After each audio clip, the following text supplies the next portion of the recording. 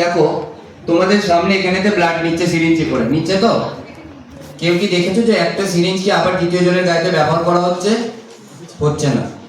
এখানে নতুন সিরিঞ্জ ব্যবহার করা হচ্ছে।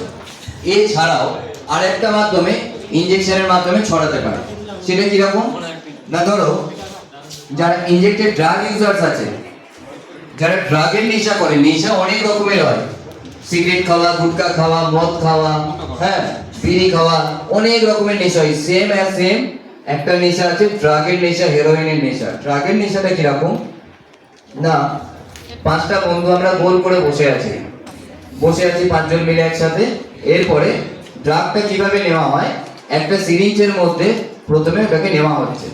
তারপরে কি হয়, সেটা প্রথমে আমি ইনজেক্ট করলাম নিজেকে, তারপরে আমি পাশের জনকে দিলাম, তারপরে পাশের জনকে দিলাম, এইভাবে ক্লকওয়াইজ এটা ঘুরতে থাকে পরপর।